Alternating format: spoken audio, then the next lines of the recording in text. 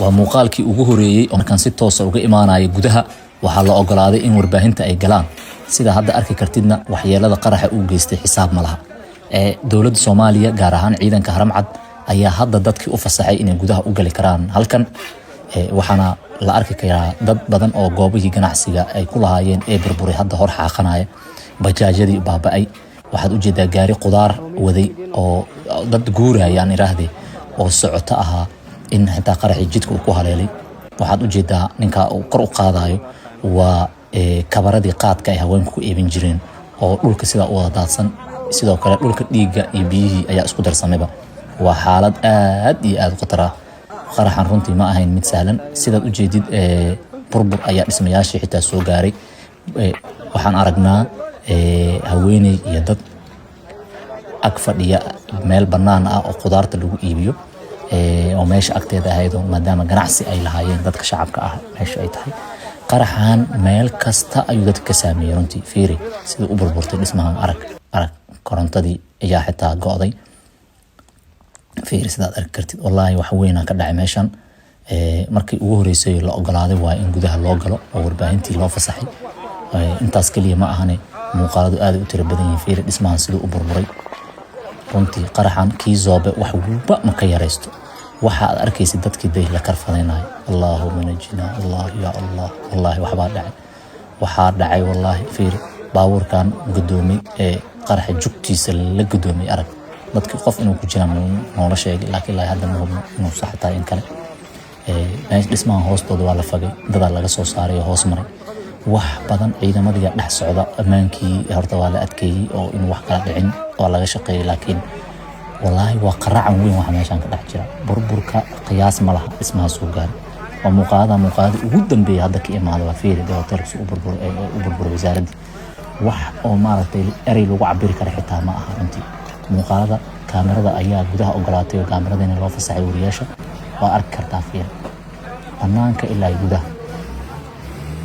cagaftii dadka maaragtay dhismayaasha hoostood ka soo saaraysa jooga ciidanka xitaa daala ka muuqda wallahi aad u badan intii waxaan aad iyo aad u khatar badan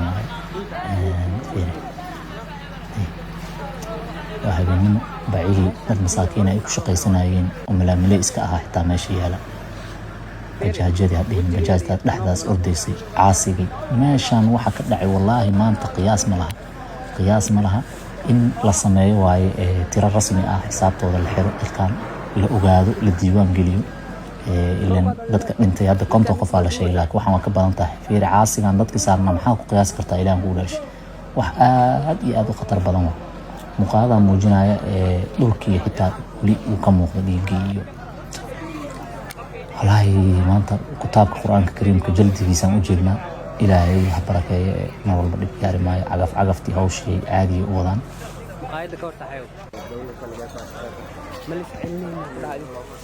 fiir muuqaalkan oo kale dad ayaa laynoo sheegay dhismaha hoostood in laga baadi goobayo cagafkii wax sii dhibaateynayaba cagafkii oo saddu dulmar yaa joogi kara ilaahan uu dhashay waxaan waanay fiiri qaadkii ayaa biyo waxa ku dul noqday dhiigii la ilaaha fiir dhulka laga fiiqa waxyeeladan lama dhaylisa karin bajaajta qaraxii koowaad dadku waxay sheegeen tii labaad inuu ka darnaa fiir howlgala socda ciidankii Soomaaliyeed dadaalkoodii ay ciyaareen kaalintooda ay dheeleen shacabkii isku socod ma jiro kuleetaba ilaa iyo habeen saqdhaxay ku noqon rabtaa xaaladda dabcan waa xaal aan laga sheekay karin waa xaal aan laga sheekay karin waa fiiri baabuurtii bajaajyadii wixii naas dhaxgalay ilaahay inta dhimatay ha u naxariisto inta noolna ilaahay waxaan ka baryaynaa inuu degdeg u caafiyo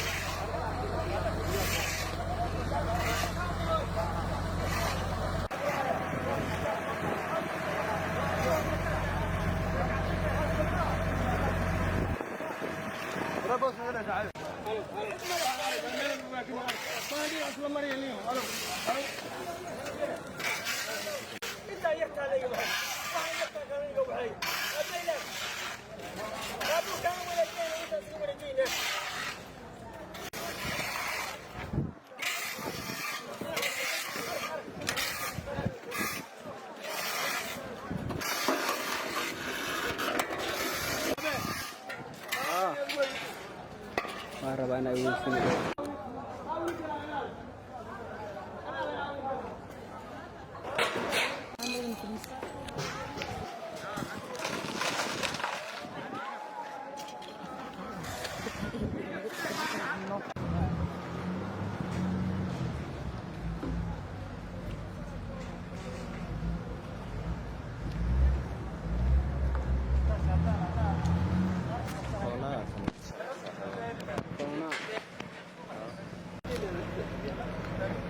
meel loogala socdo ay tahay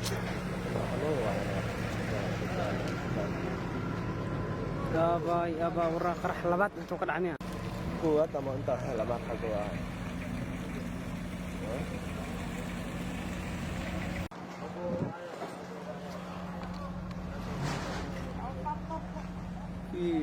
oo maanta